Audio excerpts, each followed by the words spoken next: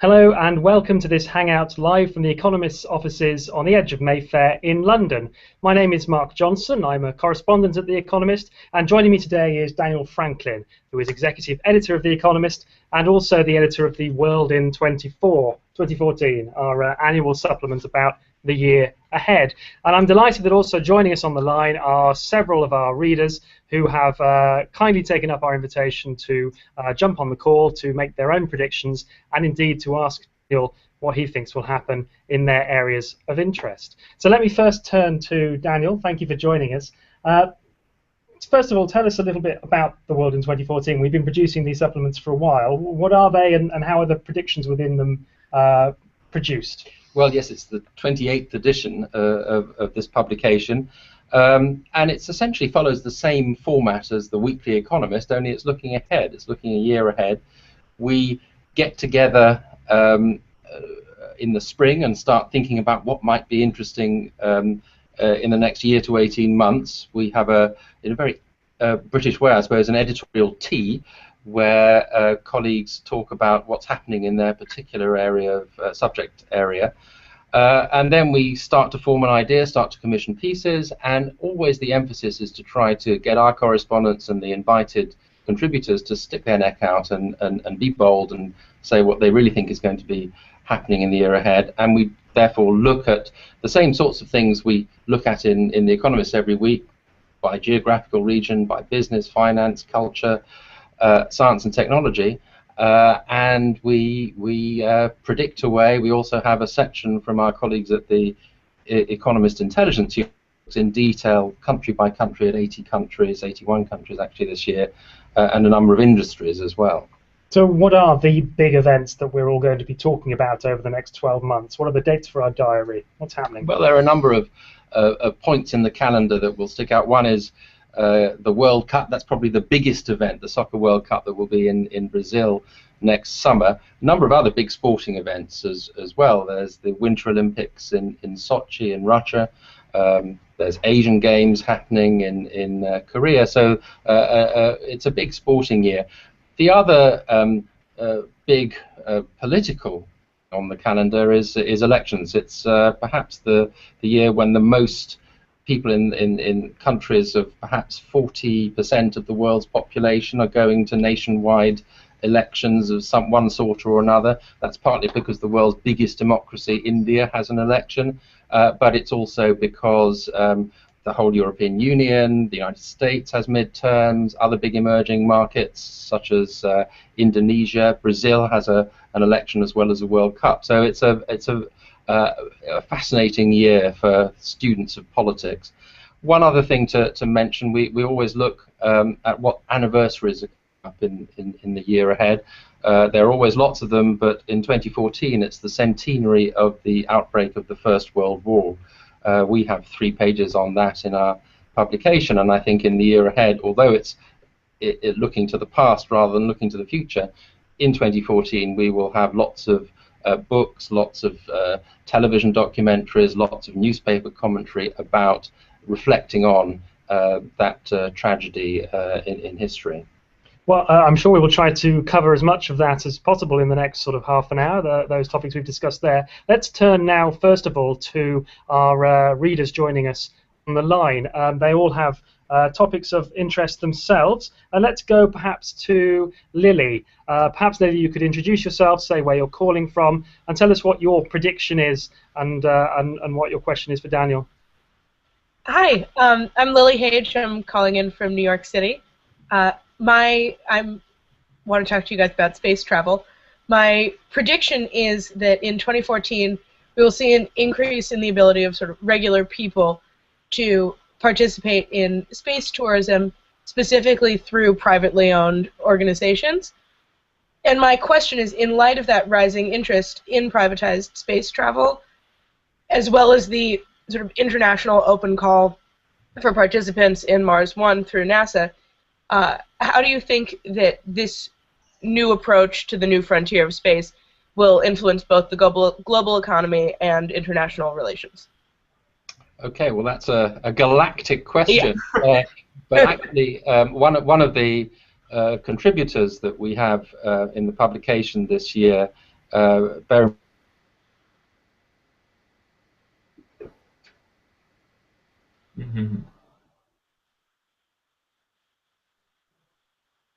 is anonymous, as you know. One of the contributors is Sir Richard Branson, who has set up Virgin Galactic. That's probably partly in your mind for this question. And after waiting for a long time for this to happen, it does look as if 2014 is going to be the year where Virgin Galactic makes its maiden flight, commercial flight, with Richard Branson himself in it and his two children. So, well, that's perhaps a bit of a business risk, some people might say, but I'm sure it'll go safely.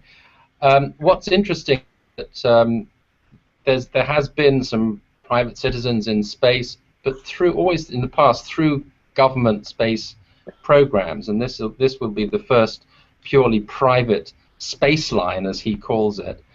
I think the impact immediately in 2014 is going to be more of one of PR than as any great thing on the world economy or on international relations.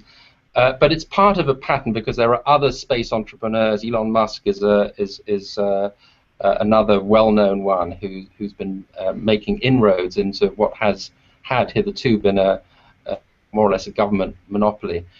And this is part of a trend, and over time it could have a very big impact. And certainly in his article, Richard Branson is very expansive in the sorts of things he imagines happening, and they range from making a big impact on getting around our own planet through the use of technology such as his, to actually launching space tourism beyond what Virgin Galactic will do: space hotels, space exploration, private exploration of the moon, and economic impacts on engineering way that the sun hits the planet. So it could have an impact on on climate change. So but that's very much for the future. But he sees it as having a sort of impact on the 21st century that commercial aviation had on the 20th century. What's your interest, Lee? Do you have a professional interest in this, or is it just a sort of general?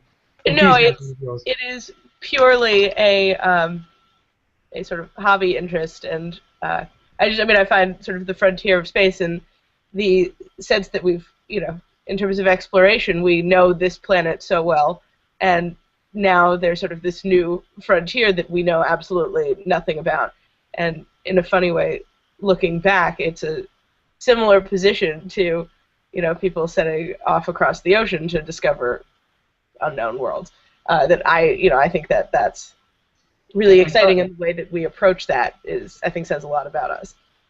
Yeah, and I think it's interesting that this is a private venture, that that what it will signal is more competition in this sphere of space. If it can be done commercially, maybe others will join in as well. So I don't think it's going to bring the prices down so far that it'll be a mass market phenomenon, but it may come eventually to within the reach of many more people than has been the case so far with the rather expensive and very intensive training that you need to go into space as a guest of one of the government programs. I mean, one way to look at this is that these private initiatives are at the moment a toy for rich people, I suppose. Do you think that's a fair thing to say, or are people who think that missing the big picture of where this is going? I think that has been the case up to now, but I think certainly part of Richard Branson's idea, and that's what he outlines in his article, is that the vision is much grander than that, and it's certainly will be, to put it mildly, upmarket tourism to book a place on one of these flights. But many people have, and the idea is that eventually the impact will go far beyond this and have an impact on the regular travel and on our exploration of space more generally. Lily, thank you very much for your question, and thank you for joining us. Thank you. Let's move on now to Johannes. Johannes, please introduce yourself and tell us what your predictions and your interests are. I think you're still muted, Johannes, alas. So here we go. That's better. Hello, my name is Johannes, and I'm calling from Constance in Germany. And I have a question and a prediction about, well, you already mentioned elections, so I'm going to ask you about the European elections in 2014. So my prediction is that Eurosceptic parties are going to do extremely well in the elections. And the question that I have is related to that, because in recent years, the EU has been beset by many problems. For example, the Eurozone's debt crisis, a long recession, youth unemployment, and soaring rates of support for these Eurosceptic parties. And so the question is, do you think that 2014 is going to be another lost year for the EU? And also, if you look at the US, what do you think will happen in the US with the looming debt ceiling? Okay, well, essentially, I agree with with your prediction that the European elections, which happen in May 2014, will be an opportunity for these Eurosceptical parties to do extremely well. Perhaps just a step back a second for those around the world who aren't totally familiar with what these European elections are. That they're usually perhaps the most boring elections that you can ever imagine. Even the Europeans themselves seem to be terribly turned off by them. The turnout in these elections has been going down every time they've taken place since they began. They happen every 5 years. This turnout started at over 60%. The last time round, it had gone down to about 43%. So the Europeans have been deeply unexcited by this. It's for the European Parliament, and they'll be happening across all 28 members of the European Union. But this time, precisely because of what you say, because all the buzz, all the activity seems to be around a very disparate bunch of Eurosceptical parties, they're going to be well worth watching. So who are these Eurosceptical parties? Well, in your country, obviously, there's the new party, the Alternative for Germany, which didn't quite make it into the recent Bundestag elections, but will do probably better in the European election. I'd be interested to hear your opinion on that. But then here in Britain, we have the United Kingdom Independence Party, led by someone called Nigel Farage. It could be the biggest winner in Britain in that election. France, you have the National Front under Marine Le Pen. Most countries have one variant of these Eurosceptic parties, and they could end up as one of the biggest blocs in the European Parliament. Now the next question is, would that mean a lost year for Europe? You could actually argue something different. You could say it would give Europe a bit of a wake-up call, that the European political leaders, that they actually have to respond rather more actively to the dire state of the European economy, to the fact that the European Union seems rather too distant to its citizens. So, and more generally, I would expect that the year ahead you'll see a bit more of the same for Europe, a gradual stepping towards closer cooperation among the Eurozone countries. The next year will see a lot of action on the banking side, on banking union. As usual with Europe, it'll be too little, too slow, but there'll be a sort of gradual progress. But I'm interested in your views in Germany on the so-called Alternative for Germany. Do you expect them to do well? I do, actually, because I think Eurosceptical parties, this party in particular in Germany, is different from, for example, the UKIP party in the United Kingdom. I think a lot of these people are actually disappointed, used to be pro-European, very staunch supporters of tighter integration, and now are very disappointed by the failures of the European institutions throughout the last 3 years. And so they used to be pro-European, but now they are very disappointed, and I think it's just for them a way to vent that disappointment. And I think the point that you made, that they're not the same as some of the skeptics in other countries, is worth remembering, because although there will be lots of headlines about the rise of these parties, they will find it quite cooperate across Europe in the way that some of the other major political families do in Europe, because they do come from very different perspectives in different countries. There have been some, we just saw the Dutch and French variants getting together, but I think that scope for cooperation is actually rather limited. You also asked about the United States and the debt ceiling. look, the repeated pattern of the past years has been a brinkmanship in America. I think we're likely to see a little bit more of that. But in general, the American economy is going to be doing, I think, rather better than before. And so I don't think we'll.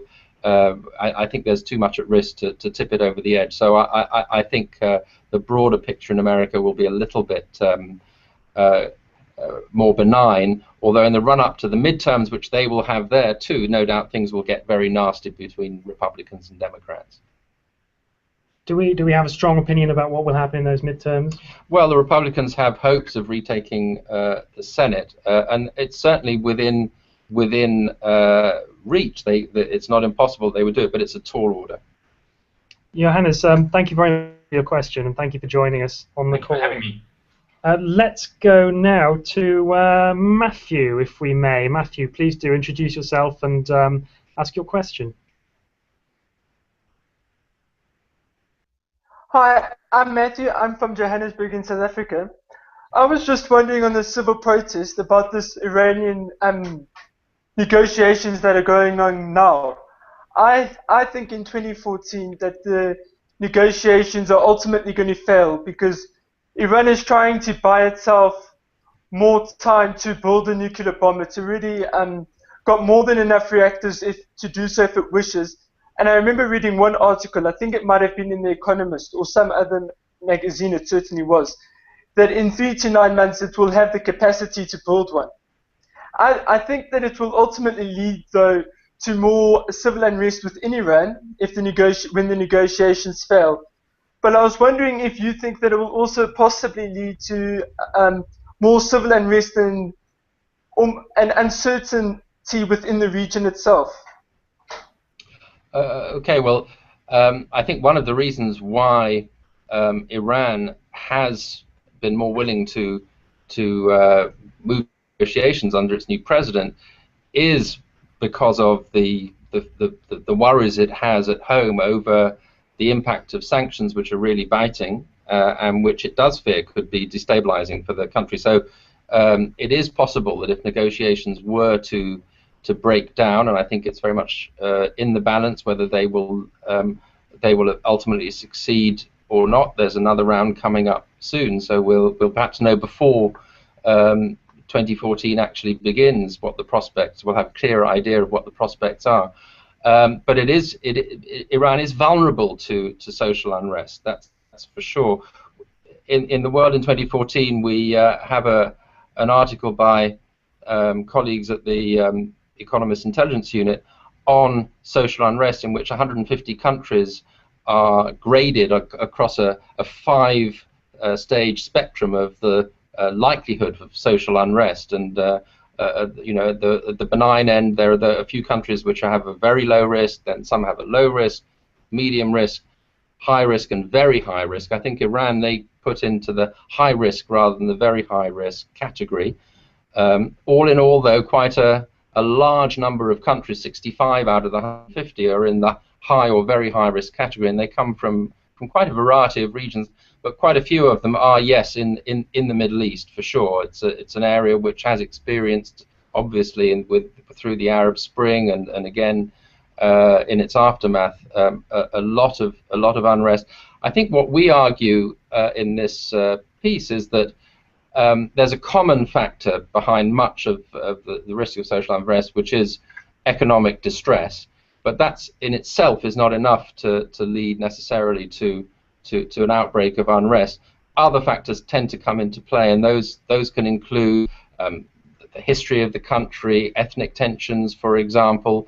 They can include poor government or very wide levels of social inequality, and increasingly it seems that it includes a distrust, a mistrust of government, if you like, a bit of a crisis of democracy.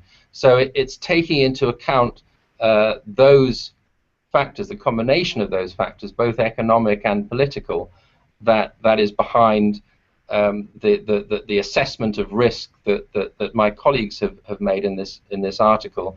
But of course, you know, you never quite know. It's the nature of this thing. Social unrest it tends to be rather unpredictable in where it might break out and just what may trigger it.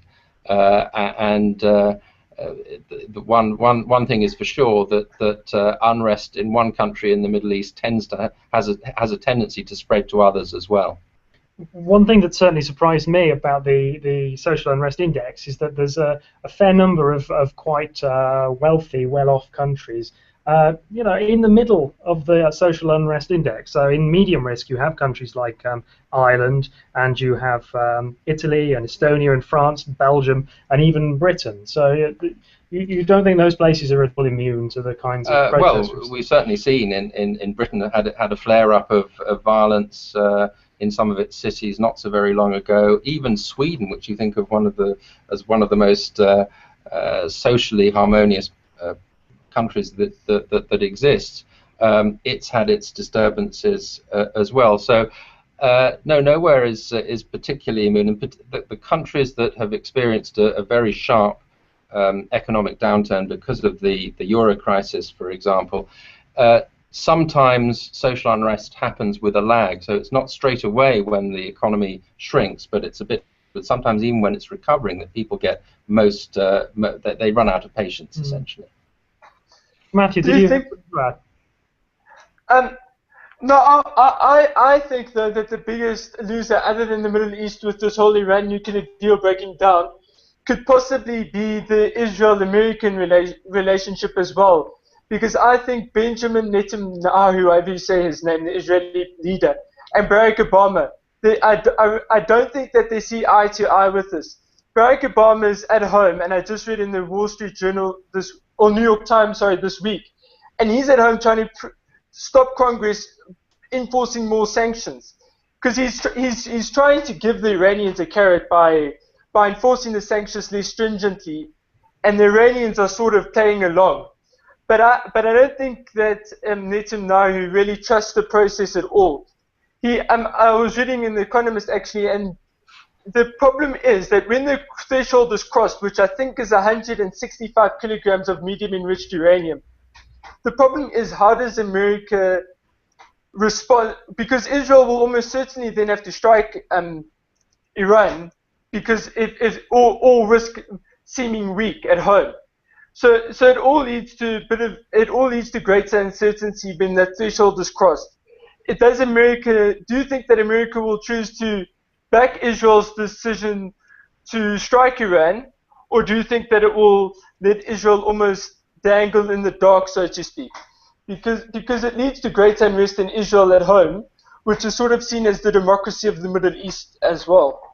Yeah, well, I think you've outlined the challenges and the complexity of this issue, particularly for policymakers in America, and certainly Israel's opposition to an agreement creates a problem for America, which I think does want to do a deal if it possibly can. The one thing that I think I'm less sure than you about is that Israel would actually strike, because of course it has to keep open that option, but the fact that it may be very uncertain how successful militarily that strike would be. In the particular case of Iran, previous Israeli strikes against nuclear facilities elsewhere, notably in Iraq, were strikingly successful, but Iran is a much more complicated case, so it's not at all clear that Israel actually carry out that threat, although you're right that Benjamin Netanyahu would be under pressure to show that he's not without options in dealing with Iran. Matthew, I note that in the social unrest index we have South Africa in our fairly high-risk category. Are your countrymen enthusiastic about what the next year will bring, or do you all see problems on the horizon? I think that South Africa is quite tragic, because there's enormous scope, if we got the policies correct, for enormous growth. We've got one of the richest gold and platinum reserves, huge coal reserves. So I think that South Africa has got enormous possibility for growth, but I don't think that anyone's particularly optimistic that anything will be changed. I think the ANC are going to win the next election. I think that this new party, Hangout, which is led by one of the old freedom fighters, might steal some of the ANC's votes, as will possibly Julius Malema's party, but that will more be on the fringes. I think that the scope for social unrest within South Africa is as high as anything in the last 4 years. It's got enormous unemployment. The government puts it at 26%, but it fails to account for the fact that most people, particularly without trying to bring a race thing into it, black people, which the government is arguing is a legacy of apartheid, is on minimum wage, which isn't really enough as seen as a living wage. It's certainly not enough for housing.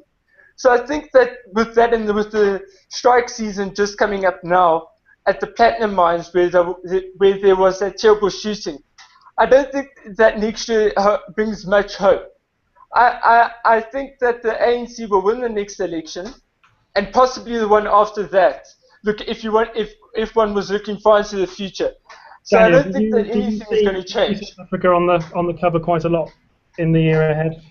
Well, the elections will certainly put it there. I think I would share the worries that South Africa has it is the biggest economy in the continent still, although Nigeria is coming up fast, but it is underperforming, and it has deep problems. So I think unfortunately it may have to go through some pain before starting to live up to some potential that Matthew was talking about.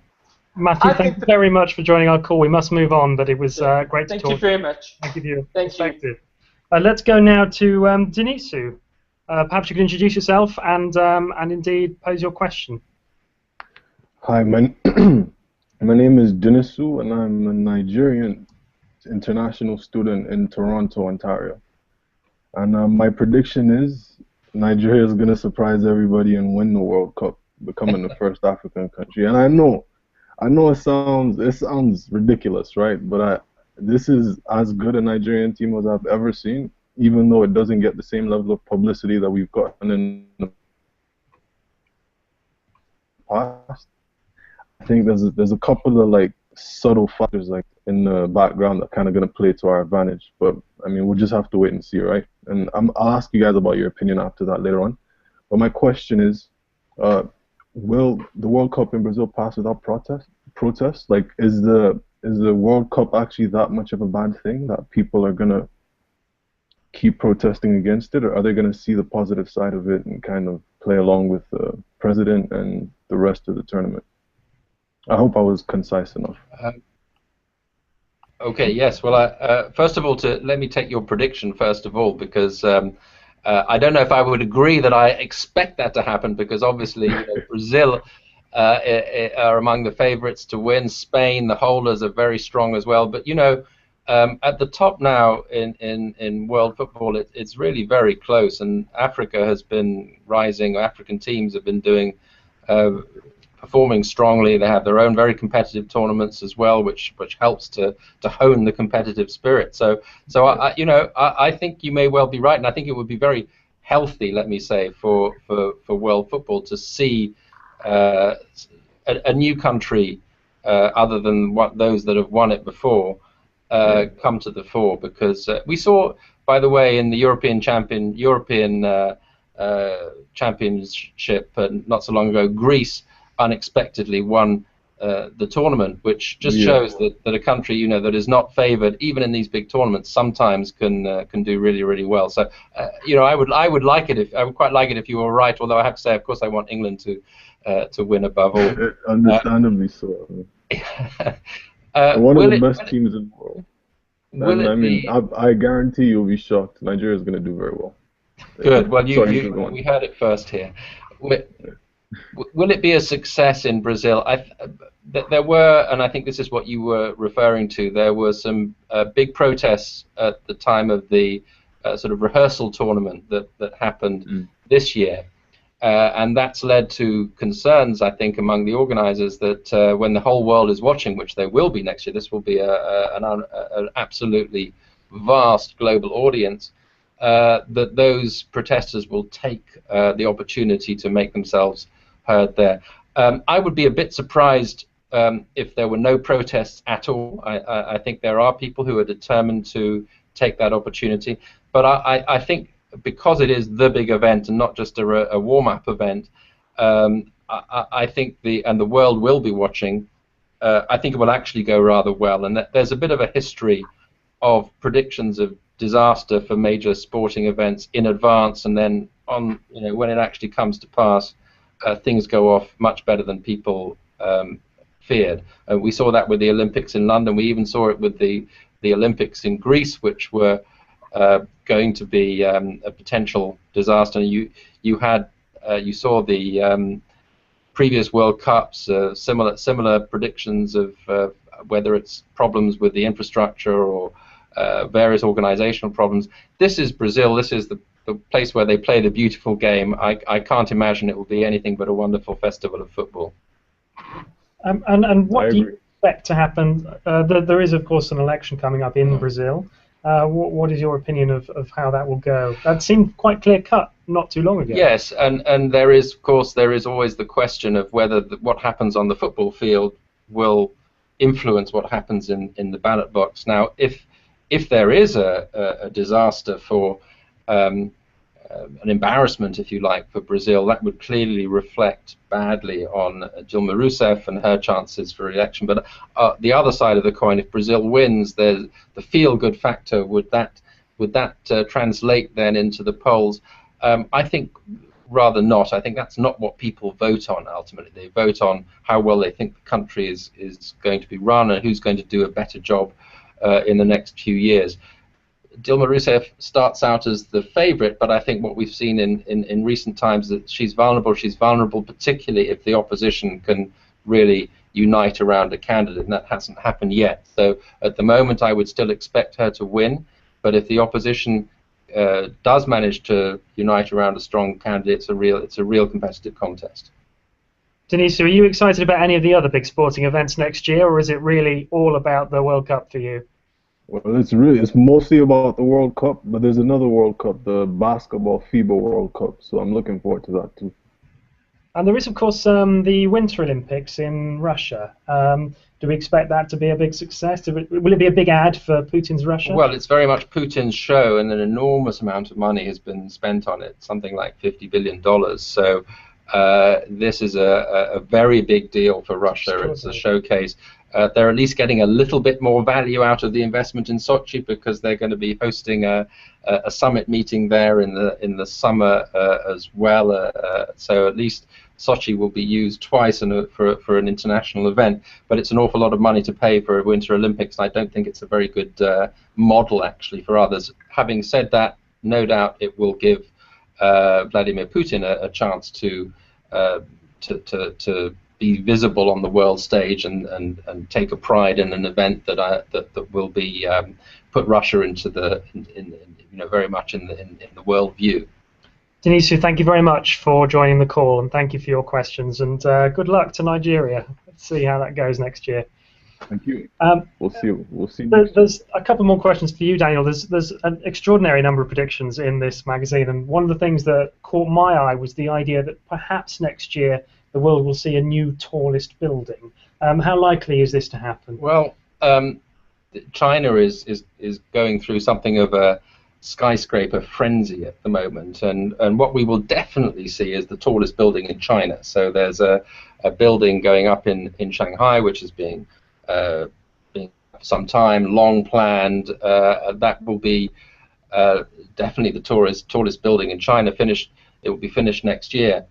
However, there's something called Sky City, a very ambitious attempt to erect a skyscraper at breakneck speed with sort of prefabricated parts, and that's going a project that is planned, but we don't know yet whether it's going to get approval to go ahead in an interior city. Now, there's a very successful video online of a hotel going up using these techniques by the same entrepreneur to put up a multi-story building very, very fast. This is an effort to put up what would be the world's tallest building. So if that happened, it would be completely sensational. But it's far from certain that it's actually going to go ahead. One way or another, though, lots of skyscraper building in China. And quickly, because in the past these buildings have taken years to build. In the past they've taken years. This one would take less than a year to put up, which is extraordinary. But would it go up safely? Would everything go right? Will it get permission? These are big questions. We make all these predictions, but it seems like we ought to be honest about how often they work out. So every year we've done this. We had a lot of predictions in the world in 2014. How many of those proved to be true, and what did we end up getting wrong?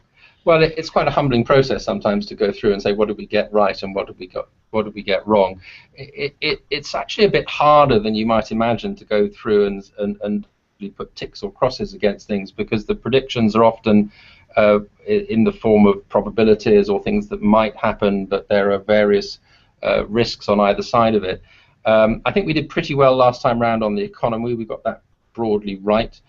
We got some things right in business. For example, one of our technology writers was very accurate on the shift to mobile and which companies would do well out of it and which would struggle as a result.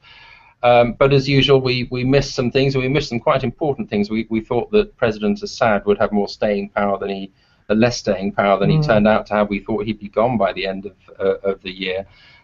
We didn't see the wave of social unrest coming that did break out over this past year. We had a few years back predicted social unrest, but of course timing is everything when you're making predictions. Thank you very much. That, I'm afraid, is all that we have time for. Thank you, Daniel, for talking about the world in 2014. Thank you also to all of our guests for joining us on the call, and thank you for your intelligent questions. And thank you all to you as well for watching wherever you are. We will be doing more of these Hangouts. We do them on an almost monthly basis. Please do follow The Economist's Google Plus page to find out about what our next event is. But for now, from us, thank you very much, and goodbye.